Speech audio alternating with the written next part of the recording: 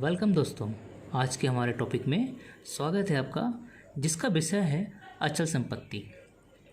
दोस्तों, यह जो विषय है यह न्यायिक परीक्षाएं जैसे एडीपीओ और सिविल जज में काफ़ी पूछा जाता है। इसके अतिरिक्त यह लॉ ग्रेजुएशन यानी कि एलएलबी की परीक्षाओं में भी यह एग्जामिनेशन में अक्सर पूछे जाने वाला टॉपिक है। तो स्टार्ट करते हैं। आज का जो टॉपिक है वह है अचल संपत्ति।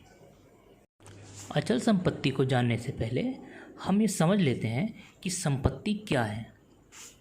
दोस्तों, वर्तमान समय में संपत्ति का दायरा बड़ा है। आज संपत्ति में खेत खलिहान, जमीन और मकान ही नहीं बल्कि क्रिप्टो करेंसी अर्थात ऐसी करेंसी जो वास्तव में तो दिखाई नहीं पड़ती है किंतु उसका ऑनलाइन वैल्यू होती है, जैसे कि बिटकॉइंस वगैरह इत्यादि भी शामिल हो गई है। सामान्य शब्दों में जिस पर कब्जा या स्वामित्व किया जा सकता है वह संपत्ति के अंतर्गत आती है। किंतु संपत्ति में क्या शामिल नहीं है? दो सूत्र हैं। पहला, रेस नलियस यानी कि ऐसी संपत्ति या वस्तु जिस पे किसी एक व्यक्ति का हस्तक्षेप नहीं होता, एक व्यक्ति उस पर काबू नहीं कर सकता, वो सबके लिए होती हैं, जैसे सूर्य, चांद, हवा, प्रकाश और बारिश। दोस्तों, जो चीज़ें जिन पे सभी व्यक्तियों का समान बराबर अधिकार होता है, प्रकृति ने उनको जन्म के साथ ही अधिकार प्रदान कर लिया हो, तो ऐसी चीज़ें, ऐसी वस्तुएं रेस नलियस में आती हैं और रेस नलियस को आप संपत्ति के रूप में हस्तांतरित या बेच नहीं सकते हैं। जो दूसरी चीज़ है वो है रेस एक्स्ट्रा कमर्शियम। ये एक्स्ट्रा कमर्शियम इसलिए कहा गया है कि ये जो वस्तुएं होती हैं वो बिकने के योग्य नहीं होती हैं, जैसे राजा का मुकुट, सरकारी पद और राजकीय सम्मान या राजकीय संपत्ति, जिनको कोई व्यक्ति अपना समझ के बेच नहीं सकता है। तो इस प्रकार संपत्ति तब कहलाती है जब वह किसी व्यक्ति में पहला चूज एन एक्शन जैसे कि कॉपीराइट, डिजाइन और पेटेंट, और दूसरा चूज इन पोजीशन जो कि कब्जे में हो, जैसे कि गहना या फिर जो कैटल्स होते हैं, एनिमल्स, वो और मकान इत्यादि को संपत्ति माना गया है। अचल संपत्ति की परिभाषा को देखते हैं। इसमें दो प्रकार की परिभाषाएं हमने बताई हैं। पहला है संपत्ति अंतरण अधिनियम की धारा 3 के अनुसार और दूसरी जनरल क्लॉजेज एक्ट की धारा 3 के अनुसार। अब देखिए, चल और अचल संपत्ति को समझने के लिए एक पुराना मामला है, सुक्री कुर्दप्पा बनाम गुड़कुल। ये मामला है 1872 6 मद्रास 71 का।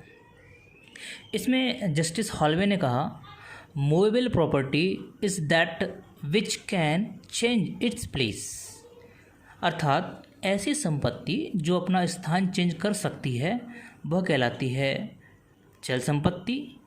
But immovable property is called that which place cannot be moved, अर्थात वह संपत्ति जो अपना स्थान परिवर्तित नहीं कर सकती है या अपने स्वरूप को चेंज नहीं कर सकती है, उन्हें हम अचल संपत्ति कहते हैं। इस प्रकार धारा 3 में जो 3 पॉइंट्स निकल के आते हैं, उनमें पहला पॉइंट्स है खड़ा कास्ट, स्टैंडिंग टिम्बर। दोस्तों, सभी हरे भरे पेड़ अचल संपत्ति ही होते हैं, किंतु खड़ा कास्ट इसका अपवाद होता है। खड़ा कास्ट वह वृक्ष होता है जिसे हरे भरे रहने के दौरान उपयोग में नहीं लाया जा सकता है। उसको लगाया ही इस उद्देश्य से जाता है कि बड़े होकर उनका प्रयोग इमारती लकड़ी के रूप में किया जा सके। दूसरे शब्दों में यह कहा जा सकता है कि जिनका प्रयोग फल प्राप्ति नहीं वो खड़ा कास्ट होते हैं।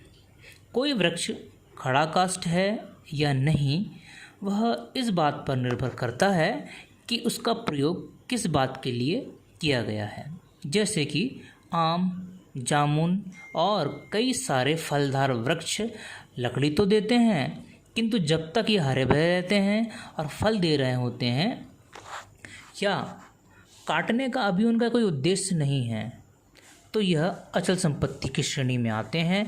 किंतु कुछ पेड़ जैसे कि शीशम, नीम, तिनसा, सागौन और बीजा ये इमारती लकड़ी के लिए ही लगाए जाते हैं, इसलिए इन्हें चल संपत्ति कहा जाता है। संपत्ति अंतरण अधिनियम की परिभाषा धारा 3 में जो अगला पॉइंट है वो है उगती फसलें, ग्रोइंग क्रॉप्स। उगती फसलें जैसे धान, गेहूँ, मक्का आदि चल संपत्ति होते हैं, क्योंकि इन्हें लगाया ही इस उद्देश्य से जाता है कि बड़े होने पर इन्हें काटा जा सके और प्रयोग में लाया जा सके। इनमें सब्जी और फूल भी आते हैं। अगला पॉइंट आता है ग्रॉस यानी कि घास। दोस्तों, यह भी चल संपत्ति होती है, क्योंकि चारे से पृथक इसका कोई भी उपयोग नहीं होता है और इसे तो बिना काटे भी चारागाह के रूप में प्रयोग किया जाता रहा है वर्षों से। इसीलिए धारा 3 में घास को चल संपत्ति का विषय माना है, न कि अचल संपत्ति का। दोस्तों, इसके उपरांत हम देखते हैं परिभाषा नंबर 2 जो है जनरल क्लॉजेज एक्ट 1897। उसमें धारा 3 की उपधारा 26 में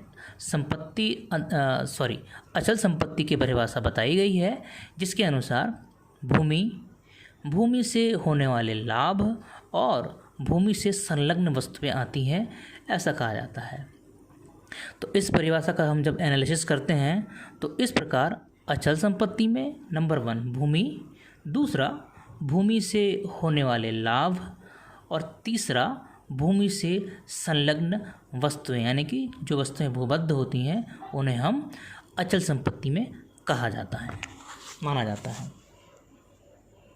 जनरल क्लॉजेज एक्ट की जो धारा हम पढ़ रहे थे उसके अंतर्गत जो पहला पॉइंट है भूमि अचल संपत्ति होती है।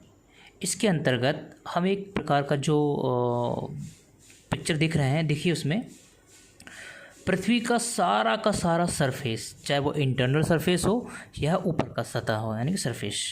देखिए ऊपरी सतह में नंबर 1 पर्वत पठार आते हैं, दूसरा मैदान सारे आते हैं, तीसरा पेड़ पौधे आते हैं, चौथा जो ऊपर का जो ग्राउंड सरफेस है जहाँ रेत वगैरह होती हैं, पगडंडियाँ, वो सारा का सारा, पांचवा नदी, छठवां समुद्र और इसके अतिरिक्त धरती के अंदर के सारे खनिज मिनरल्स, और आठवां है अंडरग्राउंड वाटर्स जो धरती के कोर में होता है।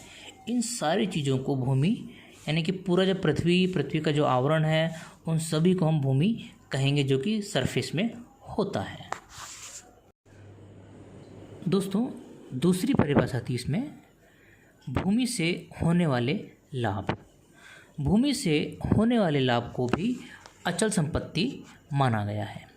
इसी प्रकार रजिस्ट्रेशन एक्ट 1908 में भी यही माना गया है कि भूमि से होने वाले लाभ जैसे कि प्रकाश, मार्ग, पेंशन, भत्ते, नौकायान, मत्स्य पालन, जंगल से लाख लाने का अधिकार या जंगल से लकड़ी लाने का अधिकार, घाट, मेला और बाजार से वसूली का अधिकार आदि को भी अचल संपत्ति में रखा गया है। इसके अतिरिक्त एक मामला था हाजी सुखान बनाम रेवेन्यू बोर्ड। इस मामले में खाद को गड्ढे से निकालना और नगरपालिका द्वारा कूड़ा करकट जो इकट्ठा किया जाता है उसका जो अधिकार है उसे भी अचल संपत्ति माना गया है। ठीक इसी प्रकार सुप्रीम कोर्ट ने आनंद बोहरा बनाम उड़ीसा के मामले में झील से मछली पकड़ने के अधिकार को भूमि से होने वाले फायदे के अंतर्गत भूमि माना है। चलिए, तीसरा जो पॉइंट है इस परिभाषा का, भूमि से संलग्न वस्तुएं अर्थात भूबद्ध भी कहा जा सकता है। कोई भी वस्तु भूमि से संलग्न तभी कही जाती है जब वह नंबर 1 जिसकी जड़ें हों, यानी कि रूट्स होना चाहिए, दूसरा जिसकी नींव हो और तीसरा नींव वाली वस्तुओं से संलग्न हो, तो उन्हें हम अचल संपत्ति कहते हैं। आइए इसको डिस्क्राइब करते हैं। इसमें पहला जिसकी जड़ें यानी कि रूट होती हैं। दोस्तों, इसमें वे सभी आते हैं जिनकी जड़ें होती हैं, उदाहरण के लिए पेड़ पौधे इत्यादि। किंतु सभी पेड़ इसमें नहीं आते हैं। देखिए, कुछ पेड़ चल भी होते हैं, कुछ अचल भी होते हैं। अब कौन से पेड़ चल संपत्ति होते हैं और कौन से पेड़ अचल संपत्ति होते हैं, इनको दो आधारों में बांटा गया है। पहला आधार बताता है कि जो अचल संपत्ति होते हैं, और जो दूसरा आधार है वो होता है चल संपत्ति का। तो पहले देखते हैं पहला आधार, जिसमें हमने अचल संपत्ति को डिस्क्राइब किया है।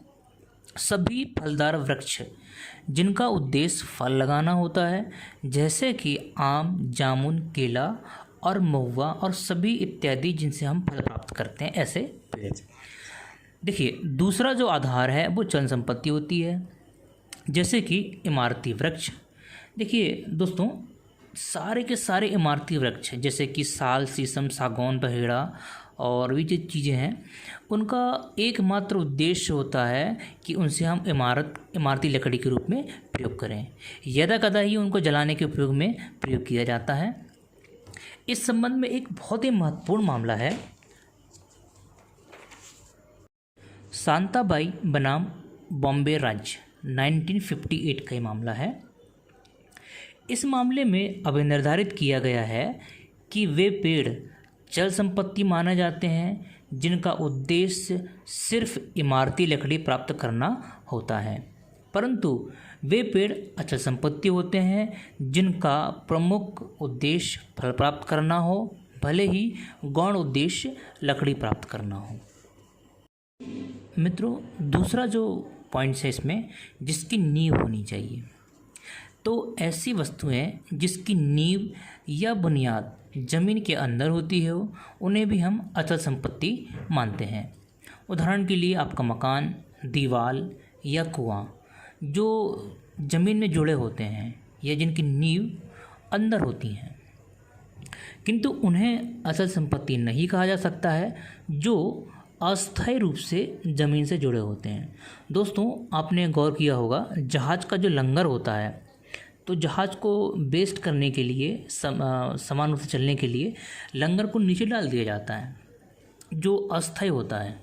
इसीलिए इन जैसी चीज़ों को हम ज़मीन नींव नहीं मान सकते हैं और वे अचल संपत्ति नहीं होती हैं। तीसरा आधार है नींव वाली वस्तु से जुड़ा होना, कंसर्ड होना। दोस्तों, यदि कोई वस्तु नींव वाली वस्तु से इस प्रकार जुड़ी है कि उनसे लाभ लिया जाता है, तो उन्हें भी अचल संपत्ति माना जाता है। उदाहरण के लिए पंखे, बिजली का बोर्ड, बिजली की लाइंस, दरवाजे, खिड़कियां इत्यादि जो हमारे घर में मकान से जुड़ी होती हैं और कई सालों तक उनको हटाने का कोई भी हमारा इच्छा नहीं होती है, वे जुड़े ही होते हैं। किंतु ऐसी वस्तुएं जो डेकोरम के लिए होती हैं, उन्हें हम अचल संपत्ति नहीं मानते हैं। उदाहरण के लिए चमकीली लाइट्स वगैरह लगाना। इस संबंध में एक मामला था पेरुमल बनाम रामास्वामी का। उस मामले में कोर्ट ने कहा कि साज सज्जा वाली वस्तुएं कभी भी अचल संपत्ति नहीं होती हैं, क्योंकि उनका इंटेंशन चल संपत्ति के रूप में होता है, अतः वे चलायमान होती हैं। एक अन्य मामला वीपी फखरुद्दीन हाजी बनाम SBI AIR 2006 का ये मामला है। एक विलेख में जो विल थी को में पूरी संपत्ति देने का जिक्र कर दिया गया। दोस्तों, उसमें एक मकान भी था, किंतु उस मकान का कोई जिक्र नहीं किया गया। किंतु जब न्यायालय ने इसको अध्ययन किया तो ये पाया कि वह मकान उस संपत्ति में जिसका विल तैयार किया गया था से कंसर्न्ड था, जुड़ा हुआ था। इसीलिए उसको भी न्यायालय ने अचल संपत्ति माना और उस बिल के साथ में माना, क्योंकि उस वसीयत से उस मकान का पृथक कोई भी अस्तित्व नहीं था। तो दोस्तों, आई होप आपको समझ में आ गया होगा कि कौन सी संपत्ति चल होती है और कौन सी संपत्ति अचल होती है। देखिए, लास्ट में एक डायग्राम बनाया गया है जिसमें दो प्रकार की संपत्तियों को एरो करके दिखलाया गया है, जिसमें सामने दिया है अचल और पीछे दिया है चल संपत्ति। तो अचल संपत्ति के अंतर्गत निम्नलिखित पॉइंट्स जो है अक्सर पूछे जाते हैं परीक्षा में। तो इजमेंट जो है सुखाधिकार वह अचल संपत्ति में आता है। दूसरा, मोचन का अधिकार वो भी आता है। तीसरा, हिंदू विधि के अनुसार वंशानुगत पद जैसे कि महंत का पद, ये भी अचल संपत्ति में आता है। चौथा, तेंदुपत्ता इकट्ठा करना, ये भी अचल संपत्ति का ही विषय है। और लास्ट में है अपनी जागीर से आय प्राप्त करने का अधिकार भी अचल संपत्ति में आता है। दोस्तों, इसके पहले हमने अंदर मामले में बताया था कि मछली पकड़ने का अधिकार, जंगल से लकड़ी लाने का अधिकार, महंत का पद, ये आदि सभी पेंशन्स वगैरह ये सारी की चीज़ें अचल संपत्ति में आती हैं। अब देखते हैं चल संपत्ति में क्या क्या आता है। तो जैसा कि संपत्ति अंतरण अधिनियम की धारा 3 में वैसे ही कहा गया है, खड़ा काष्ठ, उगती फसलें और घास नहीं आती हैं, अर्थात भी चल संपत्ति है। और इसमें कॉपीराइट भी आ गया है, पूजा करने का अधिकार भी आ गया है। पांचवा जो पॉइंट देखिए, यजमान वृत्ति, यानी कि जो महंत वगैरह होते हैं, जो व्यक्ति पंडित होते हैं, पंडित्य करते हैं, तो वो अपनी वृत्ति जो है उनसे प्राप्त करते हैं, वो अधिकार। छठवां है भविष्य में भरण पोषण जो किसी अचल संपत्ति में भार हो, यानी कि किसी संपत्ति में वो इस प्रकार जुड़ा होता है अचल संपत्ति में कि उसमें भार क्रिएट हो जाता है, तो ऐसे में भरण पोषण का जो अधिकार बनता है तो वह चल संपत्ति का विषय होता है, न कि अचल संपत्ति का। धन्यवाद। आपको समझ में आ गया होगा चल और अचल क्या होता है और अचल संपत्ति में क्या क्या चीज़ें इंक्लूडेड हैं। धन्यवाद।